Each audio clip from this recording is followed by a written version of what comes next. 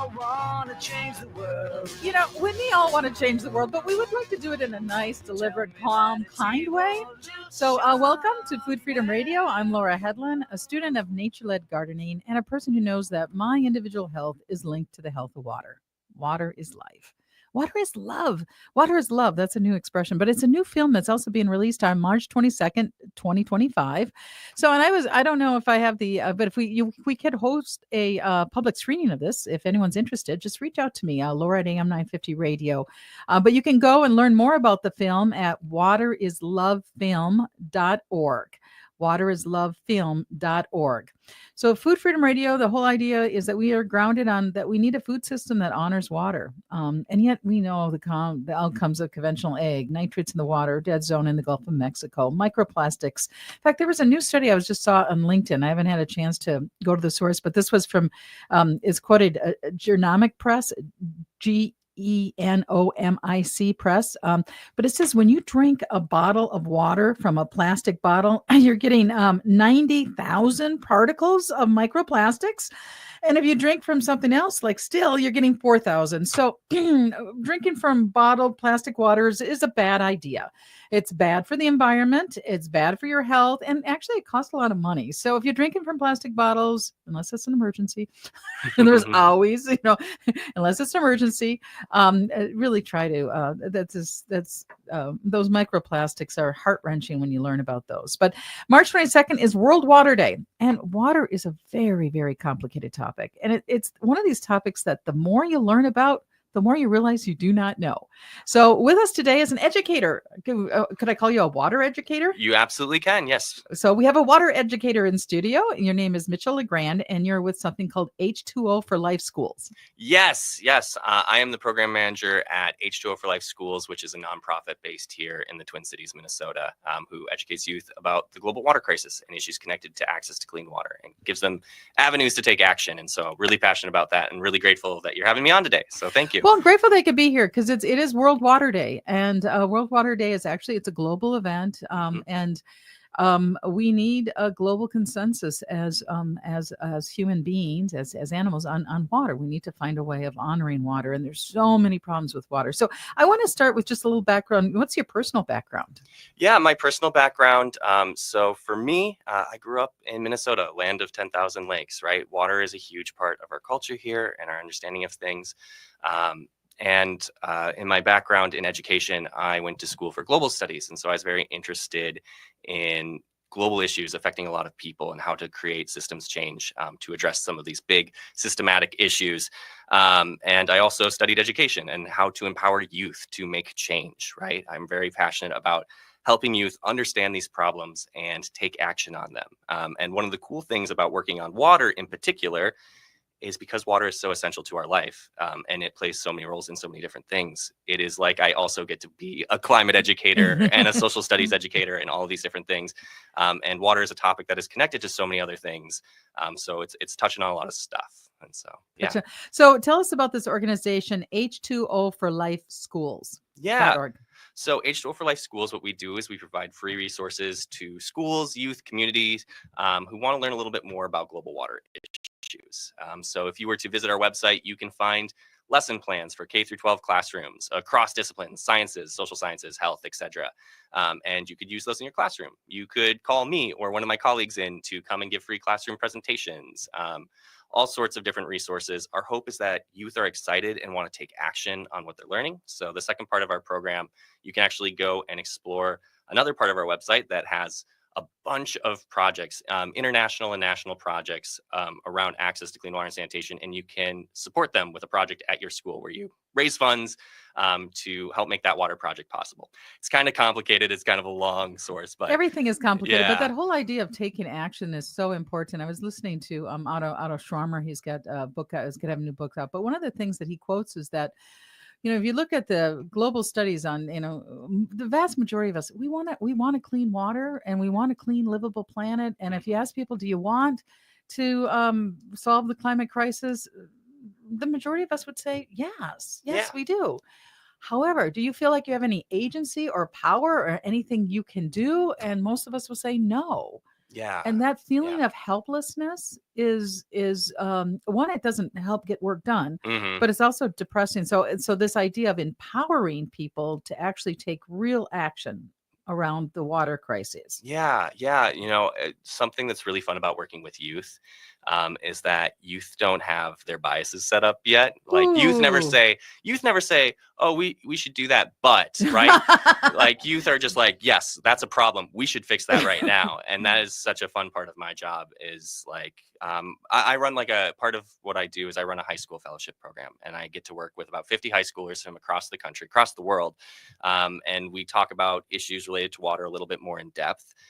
And they are so excited to like get going and do something about this, and they all come with like different backgrounds from different places, different understandings about different issues, and exchange those ideas and work with each other to help each other like take action. It's super cool. It's super cool. Enthusiasm, knowledge, and community. I mean, those are the cornerstones for creating that agency that can actually impact the world. So, Hmm. so let's take a step back. Tell us about what was the H2O for Life schools? What's the organizational structure? How long has it been around? And Yeah, H2O for Life Schools has been around, oh gosh, I want to say it's 14 years now.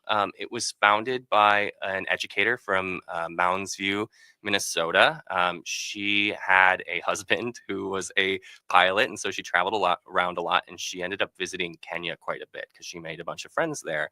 And when she left Kenya after one of her trips, one of her friends called her and said, "We have a community here that's really struggling with access to clean water and sanitation. Um, we're looking for anyone who can help us out. Is there any way that you can like participate?" And she was like, "Well, maybe we're talking about like water in our classrooms. Maybe we can like tie something in." And she ended up doing this fundraiser for it. And she raised enough to not just do that project, but like the 3 other communities around that area that also needed access to clean water and sanitation. And then she started getting a bunch of phone calls from implementers who were like, "Hey, like we heard about what you did. Like we've been trying to get into schools to teach students about these and teach people about how they should take action and stuff.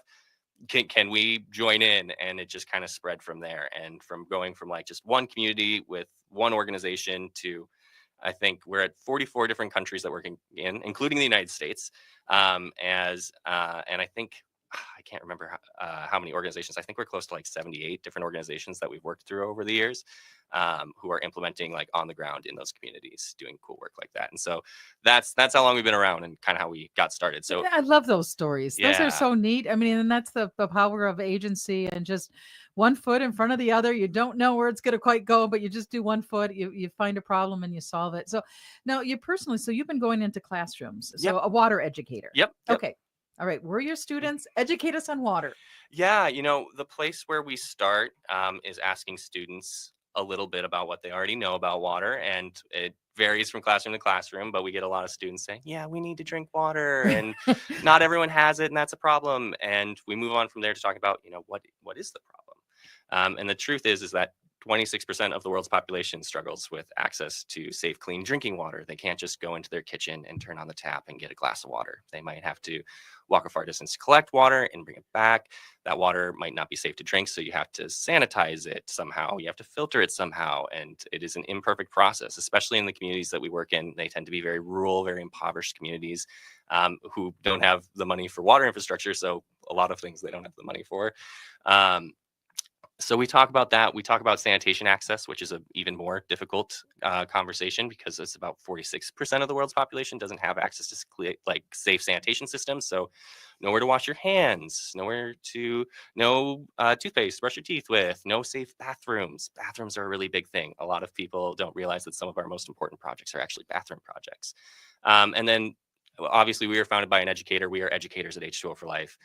If you visit our website and look at the projects that we are supporting and working on, almost all of them are at schools because 29% of schools around the world lack access to one or more of those things around safe, clean water. And it affects students' ability to get a quality education and thus their ability to fix these problems in their own communities, right? And so that's kind of why we focus in on either schools or areas with high youth population. Yeah. So give us an example of a school so you're talking about almost a third of schools globally Yep. doesn't have water. So what does that look like? Yeah, that looks like starting your day going to a school where, in Minnesota, we offer free breakfast and lunch to students, right? we're able to do that because there is running water in our cafeterias, right? They do not have a cafeteria at their school necessarily. Our students get to take a bathroom break whenever they want. Some of the schools we work in don't have a bathroom for the students to go use. Students miss school because they get sick for whatever reason, right? You're more likely to get sick if you don't have somewhere to safely wash your hands. Instead of recess, you have to go collect water and bring it back and figure out what you're going to use it for. You have to spend part of your day instead of learning or playing or being a kid, and you have to spend it doing this really hard chore. And that's a problem for us. Like we think youth should be engaging in their education and playing and being goofy and being kids and not having to do silly hard chores that we have the means to fix. And so yeah, that's kind of what it looks like. You know? Okay.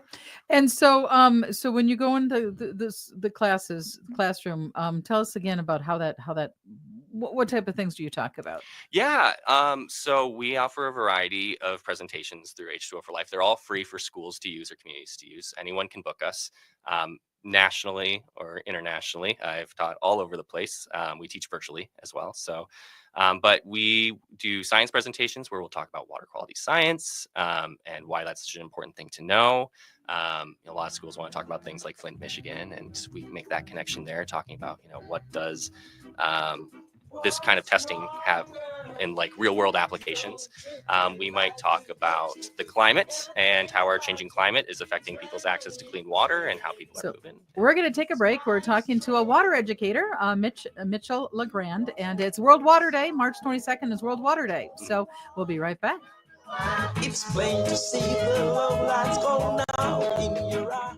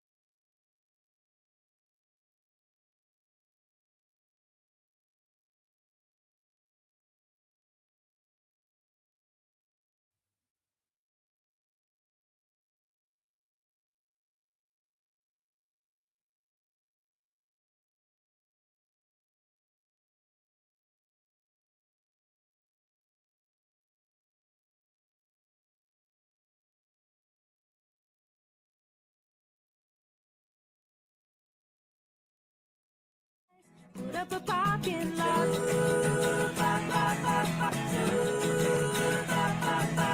They took all the trees, put them in a tree museum. And they charged the people $1.50 just to see them. Don't it always seem to go that you don't know what you've got till it's gone? They paved paradise, put up a parking lot. You don't know what you've lost. You don't know what's gone until you don't know what you've lost until it's gone. And right now in our country, we are facing an incredible disruption in our systems. I mean, it's and even I start the show with John Lennon's song, we want change. But again, the change that I'd like to see is more equity. I like to see a livable planet. I like to see people kind. I don't necessarily want to see what's occurring right now. But so we have news out that the Department of Education might be limited. We have dramatic funding, US aid being cut globally. Now, you're in a position where some of this stuff affects you. Or H2O Life is in a position that some of the stuff affects you or impacts you. Yeah, we are an organization. We're a nonprofit organization, and so like grants like that are very important to us around education, right? We have a grant right now that's with like the White Bear Lake School District here in Minnesota, and that's going to come through this year, but Next year, we don't know, right? There's a lot of mystery around like what funding is going to look like for us. And then on the opposite side of what we do when it comes to international aid work, there's a lot of questions about, with freezing of aid and international relations, how is that going to affect our implementing partners in the ways that they're able to do their work, for those of them that are international, right? So yeah, there are some questions that are unanswered that are leaving us wondering what we're going to be doing. But Well, and I mean, people just aren't aware of these organizations, or and there's a lot to be aware of. So, Yeah. but can you share some stories? And let's start with the one in U.S. aid mhm. on water. I mean, has the United States tried to work to solve some of the water problems in the world? Yeah, the United States does a lot of international work. For us, we tend to work much more with NGOs than like government institutions. Like we're not calling the State Department and working on those things. Our implementing partners might be. We tend to work more directly with them. And so far, most of them say it's okay. The one concern that they have at the moment is around a system called M-Water, which helps monitor like the systems that are being put in and like how water is running through those systems. And so that is one space where we have like a little bit of concern, and we're not sure what it's going to look like because things are very unsure right now, and kind of go back and forth. It's very confusing. So, okay, so what is M-Water? Essentially, it's a technology that helps us kind of monitor like, I'm trying to think of an equivalent example. On the side of your house where there's like the little thing that says how much water you've been using. Mhm. It's like that. It tells us like how that system is working. If the pressure is low and we have to do something to fix the well or the bathroom or the hand washing station, whatever it is, stuff like that. So yeah. Okay, so let's go back to your water educator. So what type of issues occur globally around water? Yeah. Oh gosh, where to start with that one? Yeah. When it comes to issues around access to clean water, we try really hard to make the distinction for people between what is physical water scarcity and what is economic water scarcity. Right. So physical water scarcity is about our environment. There's not a lot of lakes, rivers, and ponds in this environment or groundwater. What are the issues connected to that? That tends to be a very environmental question, about our geographies and the systems we build to address not having water there. Economic water scarcity is when there is water in the environment, but we don't have the money or the resources to access that water safely or efficiently. And those things sometimes overlap, but those are different problems and they require different solutions. And so at H2O for Life, we tend to more often work on economic water scarcity issues, because there's only so much you can do when there's not water in the environment, right? So yeah, that's kind of the distinction that we make. And those different things contribute to them, right? Physical water scarcity is affected a lot by climate change. Over here, economic water scarcity is affected a lot by conflict and politics and economics. And so we run across a lot of topics in the classroom. So when you go to a classroom, what age groups are you going into, and then what type of things are you sharing with them? Yeah, we are. It's super fun. When people ask me what I do, I tell them I'm kind of like the fun uncle teacher. I get to teach K through 12, and we have a variety of different topics that we talk about. Obviously, a third grader has a very different like level of understanding than a high schooler, but we do kind of talk about the same things, right? We talk about what are you using water for? How much water are you using? How are these problems affecting people around the world? And when we get to that high school level, we can talk very like granularly about like specific geographies, and use higher level languages, right? The middle school level, you're starting to develop your understanding of social justice, and so we start talking about things like, what's a good example? We talk about like inequality, and we talk about how some people have access to clean water and some people don't, and why are those the case in certain places. We might not have that conversation in elementary school, but middle, high school, we start talking about those things a little bit more. So maybe we'll do it this way. Let's pretend we're in school. We're gonna go like an elementary school, middle school, and then high school, and we're gonna just listen to our water educator. Okay. So let's just start with the elementary school. So when it comes to water education issues around the globe, Mhm. what would you talk to? I mean, it's a personal water use too, and Yeah, I could tell you some really fun elementary school stories. let's find but one. I was in a classroom and I had a student, and one of the things we ask elementary schoolers is like, what's a way that you can conserve water in your own life? And this elementary school student was in the front row, just being like, "Pick me, pick me, pick me." And I was like, "What do you think?" And I was in a northern suburb of Minnesota, of the Twin Cities, and this student said, "We should all be going vegan." And I was like, "Do you even know what a vegan is?" And they're like, "Yes, it is someone who doesn't use animal products. I just watched a documentary with my brothers, and it's a great way to save water. You're a vegan, right?" And I went, well, it's more nuanced But being than that. vegan is a great. I mean, that was actually a very profound It was from an elementary school It was student a great answer, and I went home and I had an identity crisis because I'm not a vegan. I am now a vegetarian because it's more nuanced. But you know, that's what we might talk to them about, is like what ways can you personally conserve water, and like, you know, why you should care about other people not having access to it and things like that. You know, I Um, really, because I know all the statistics, and I do eat some meat too, mhm, but yeah, eating vegan, because the dominant food system we've talked about, you know, nitrates in the water, just the way the mhm, system mhm. is, but the animal agriculture is just bad for water. Yes, yeah, and it's kind of funny. It's not Right. usually in the way that people think. A lot of the water usage that goes into like the big farming meat industries, a lot of it was water waste, actually in growing the wheat, right? Because we don't eat alfalfa like animals do, and so we have all this farmland dedicated to a water intensive crop to like support our over like consumption of meat, and that's just like one of the huge ways we waste water that we have. That could be a little bit more efficient in our societal systems. We don't talk about that with the third graders, but apparently they're thinking about it. So, That was great. So, what so other things might you say in elementary school when it comes to um, water? yeah, and in elementary school, we will talk about, a lot of students will be reading certain books about this, and we'll talk about, you know, okay, what book are you reading? A lot of elementary schools read this book called A Long Walk to Water. It takes place in South Sudan. It's about a lost boy in South Sudan and his experience with the conflict there. It's a true story. And this guy actually goes back to South Sudan, afterwards, and he starts an organization called Clean Water for South Sudan, who's one of our implementing partners. And we talk about how, yes, this is a real person you just read about. This is a real problem, and you can take action and help. And all of the elementary school kids go, "Oh my God, he's real! Salva, do you know him?"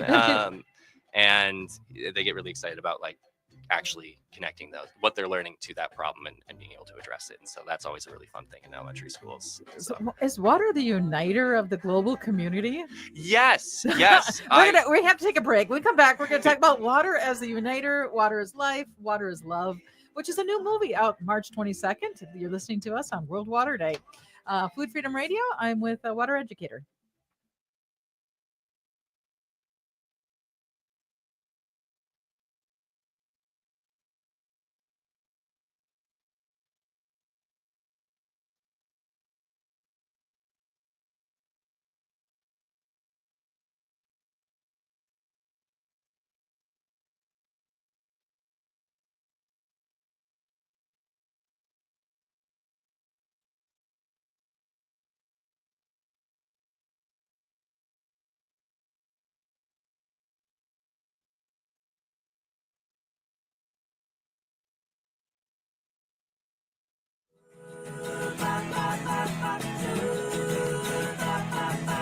They took all the trees, put them in a tree museum.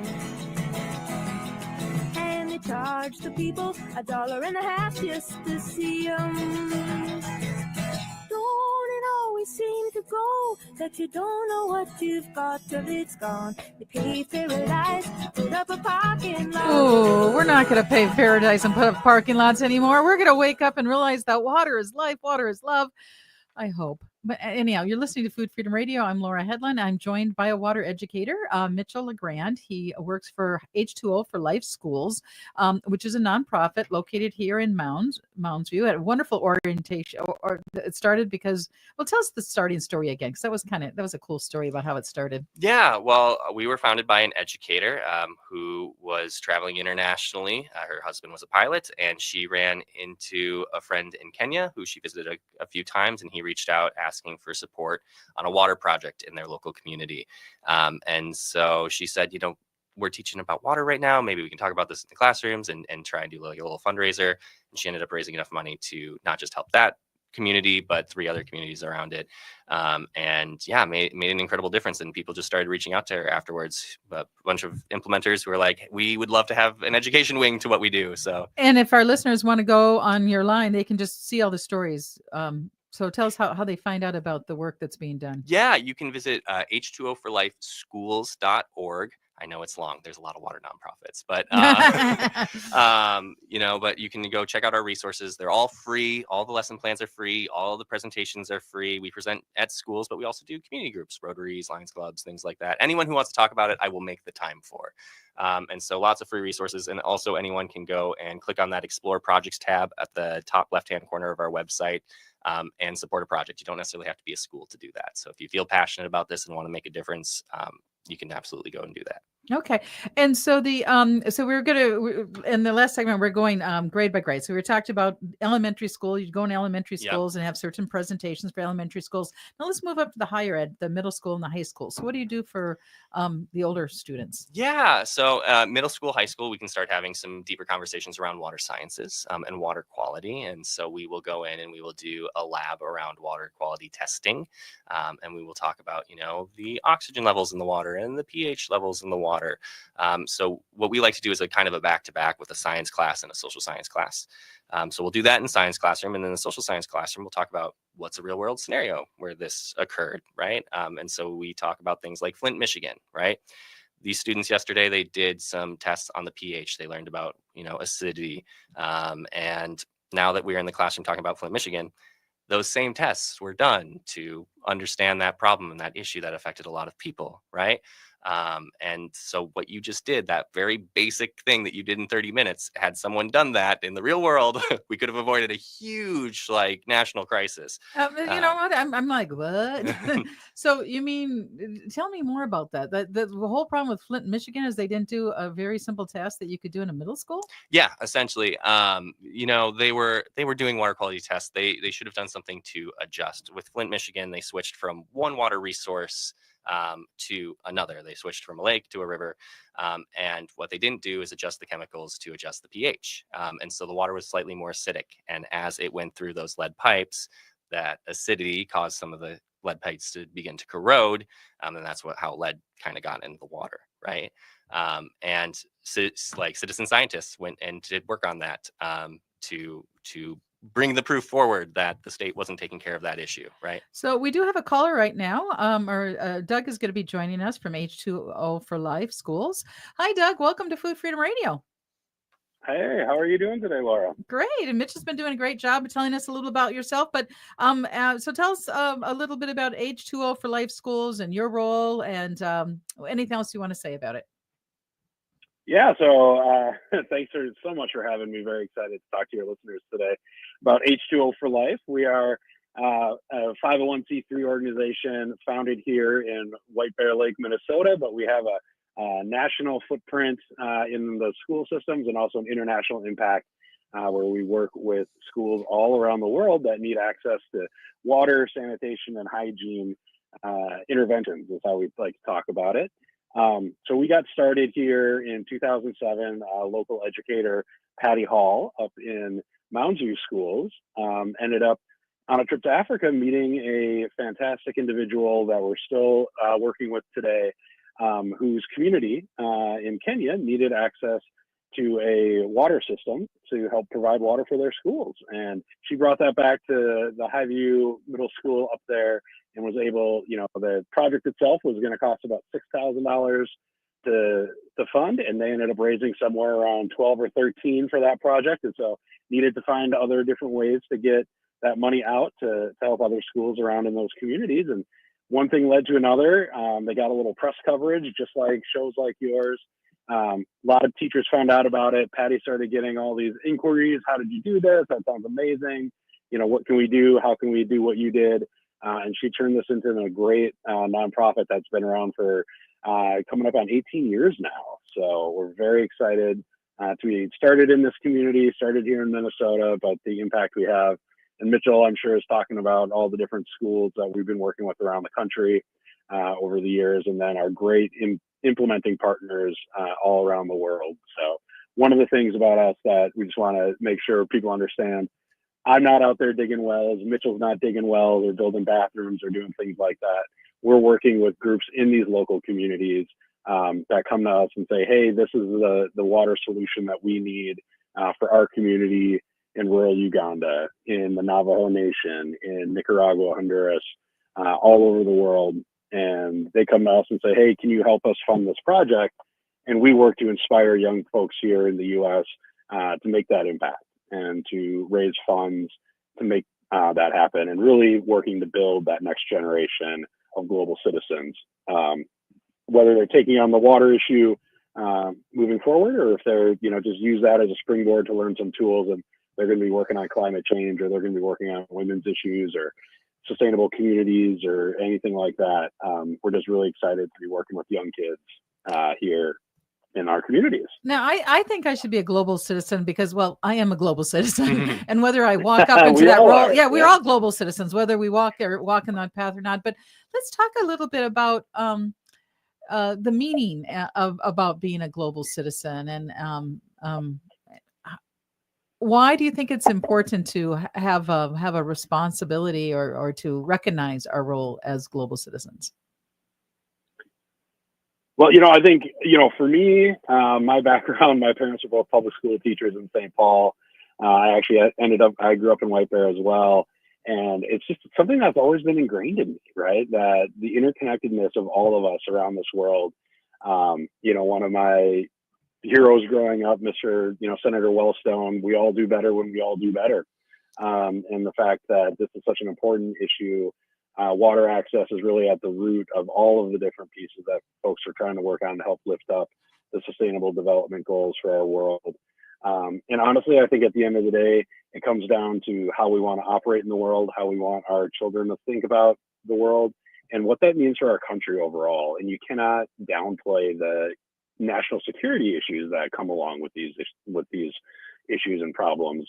When we have diseases that are spread because we don't have clean water, in places like Uganda, how fast did those kind of pieces spread with the Ebola crisis hitting Texas within weeks, things like that, and as we do these interventions, even though the direct recipients may be right, not anywhere near thousands and hundreds of, thousands of miles away, that has a very quick ripple effect into our community when we're talking about, spreading of disease, any kind of, just having the U.S. have a good national presence in the rest of the world is so critical right now in the turbulent times we're in. And it's just, and we're there's news out this week that elimination of the Department of Agriculture, dramatic cuts on USAID funding. Do you want to just comment on some of those activities? Yeah, for us, we believe in the idea of strength through peace. That's really a huge piece that we work on.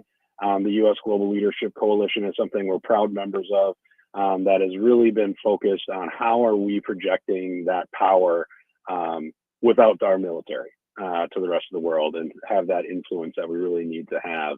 And these cuts to USAID and the freezing of the funding really gets to the core of that. The one thing I will say, the shining star that I see out there that's helping me lead the way, is our kids are really stepping up. Washington may be debating these issues and the level of impact that it has and the effectiveness of the work that's being done. But at the end of the day, our kids understand this is about helping other people, and they're excited to do it. And they're out there raising funds. We've got a great project in our communities going all around here in the metro area and all around the state, where these kids are really showing that it doesn't really matter what people's titles are. Everyone can be a leader on these issues, and these kids are leaders when it comes to helping the U.S. have that good international brand out there, and making sure that everybody has access to clean, safe drinking water and bathrooms. And I like that you said it doesn't matter what title you have, because we are kind of in a selfie culture, and I think that actually hurts our whole systems in so many ways. But the idea of trying to get to a place of belonging is, and that's, I think, what the kids, like, even when you were saying elementary school kids, they kind of get it naturally. Mm-hmm. Absolutely. So we have about 2 more minutes. Mitchell or Doug, do you have anything else you'd like to say? And then Mitchell is going to come back with us, and we're going to finish our education on water. But is there anything else you'd like to say in the next 2 minutes? Doug, I'll throw it over to you. I've been talking, so. Yeah, I mean, I think for us, honestly, we just love getting out there. If folks that your listeners, if there is a school, if you're educators on listening, or youth group leaders or anything like that, or even young people themselves, we love to get out into the community. Mitchell can talk more about, the direct impact that he gets to have when he's in classrooms and doing that work. And we just love to hear more from you. If you'd like to get in touch with us, you can go to our website, h2oforlifeschools.org. Or just Google H2O for Life, and we'll be right up there on the top. And yeah, come check us out. Please engage with us. We want to spread this message and make sure that everybody understands how critical this work is, and really the impact that people can have with such a small investment, and what a big impact that can be when it comes to water. And then it's World Water Day. So, and do people, does that anchor some conversations globally? Does that help? I mean, raise the issue globally? It does, absolutely. We've got a big campaign that we run between World Water Day and Earth Day. It's a great opportunity to kind of get these issues out in front of people, and news media is a little more interested in what we're talking about and everything. And so it really helps. And, the great piece too is a lot of our corporate partners are out there really lifting up this issue right now as well. So it's a great opportunity for us to showcase not just the work we're doing in schools, but the work that's happening throughout our entire community through our corporate partners like Pentair and some of these other big groups here in Minnesota that are just such amazing folks to work with. So thank you so much, Doug, for joining us. You're the executive director of H2OforLifeSchools.org. We're going to take a break, and we'll be back with our water educator. And then we're going to go to high school after this. So You're listening to Food Freedom Radio on AM 950. We'll be right back.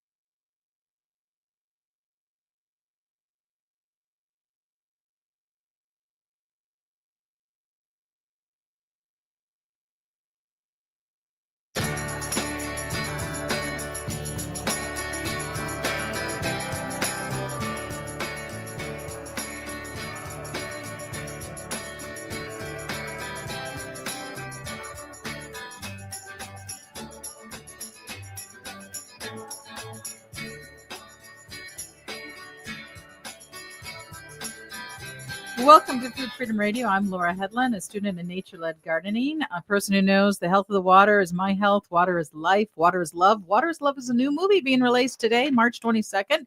You can get information by going to the waterislovefilm.org. And then if people want to talk about getting together to watch this film, reach out to me, Laura at am950radio.com. And so I've been joined with Mitchell LeGrand. He's with H2O for Life Schools. He's a water educator, and he took us through elementary school. Now we're in the middle school and high school. So tell us about how H2O for Life School works with older kids. Yeah, so one of my favorite program, kind of my baby of H2O for Life, is our high school fellowship program. So we started this about 4 years ago. And what we do is we take about 50 students from around the world, mostly United States, but we do get students from other countries as well who participate in it. And they meet every few weeks over Zoom. And what we do is we talk about water issues a little bit more in depth. We give them the tools to lead projects in their own communities.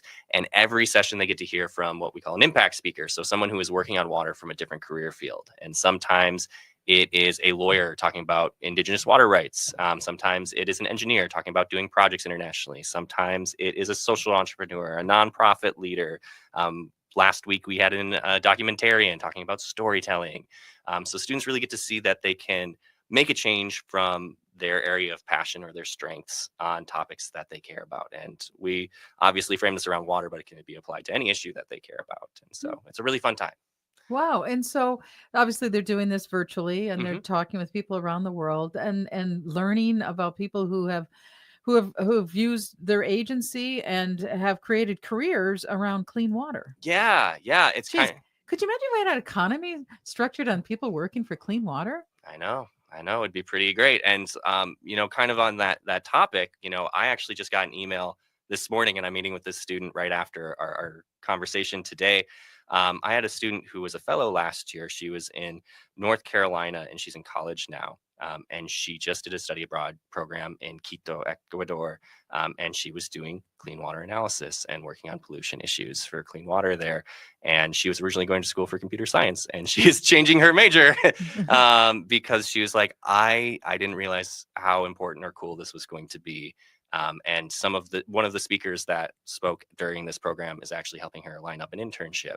And she's not the only student that has had this kind of experience. And so as an educator, I always get very excited about seeing my students succeed and find direction like that. So, Well, and I think the economic story that we're telling ourselves is, that there's so many, and it's very complicated. So I'm trying to, mhm. I'm going to see if I can tell the story. Have you ever heard the story of Tiktaalik the frog? No, fill me in. Okay, so it's an ancient story. You just look this up. The very, very thirsty frog. Okay. Okay, so very thirsty frog, he drinks all the water, right? And all the other animals are getting really upset. Not only are they getting upset, but they're like hungry and thirsty, and the plants are dying. And then what can we do? And so they get wise word from an owl that they have to make the very thirsty frog laugh. The thing is, the frog wasn't very good at laughing. He didn't know how to laugh. I mean, but finally, the little mouse found a tickling spot. So, and then he laughed. And when the very thirsty frog then was able to release all the water, and all the animals were able to get back together, and the frog learned to share. Mhm. And we are living in a world with such imbalance. We Mhm, have like mhm. 20,000 people that have $24 trillion in so-called wealth, Mhm. whereas 165 million of us have less than 4 trillion. And so it's we have and yet I don't want to be blame or shame anyone, but how do we creating a culture and a business that's based on clean water?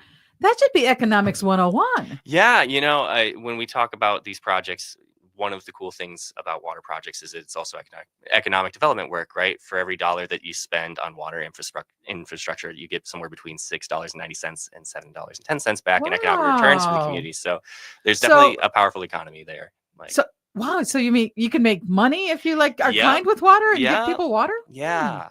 And, as far as steps to building that economy and building those infrastructures, I think there needs to be recognition around what the actual problems are. Sometimes we have a hard time reckoning with who has been excluded from those economies. I mentioned that fellowship program. The speaker this weekend is from our implementing partners, Dig Deep, who do work in Navajo Nation. If you're indigenous in the United States, you are 19 times more likely to experience plumbing poverty than white households, right? And so the students will be learning about projects that are going on there and water implementation projects that are going on there. And those are really important conversations to be like having with people. So I haven't heard that phrase plumbing poverty, but I also do wonder if, using water for plumbing is as wise with so many billions of people on the planet. And I know there's people that have come up, like I think it's the Brock Zoo, that their public bathrooms actually use foam flush, and they've been doing other things for that plumbing issue. I don't know if you have anything to say on that. But I'm not familiar specifically with that, but as far as plumbing issues go, we also love talking with our students about innovative technologies and the cool ways that we can solve some of these solutions. One of the most often asked questions I get from younger students is, why don't we just use the ocean? There's a big ocean. Like, that seems like a lot we could use. You say we're running out, but I've seen it on the globe and it's big. And I'm like, yeah, desalination is a really cool idea and potential technological solution. I don't know that we're there to do it super efficiently yet. And there's other technologies around like plumbing and things like that. But yeah, people are working on it in different angles and different ways. And that's a really cool thing. And it's going to be different everywhere. But I'm excited about things like that. So thank you for sharing that. yeah. Well, so now we are down to our last 2 minutes. Is there anything else you'd like to say? Oh gosh. If you want to get involved with H2O for Life, please reach out. Like, my job is to make educators' jobs easier. I love giving you the day off. Let me give you a free presentation for the full day. We'll talk about all these cool things, and your students are going to have a really awesome hands-on project. And you offer these free to schools. Yep, all of our resources at H2O for Life are free. We are very unique in that, I would say. Very few nonprofits are able to provide things for fully free, but I'm a dedicated I have stayed up overnight to teach classes over internationally. I think it is very important to talk about these things. And yeah, it's free for students and teachers to use, for community groups to use. If you want to take action, explore our website. It's a little hard to navigate, but I believe in you. And if you have any questions, you can shoot me an email. It's easy to find that on the website. So. Great. So again, so it's you, and it's just Mitchell at h2oforlifeschools.org. Yep. World Water Day, March 22nd, and water is life. Yeah. I mean, we both have water is life. What does that mean?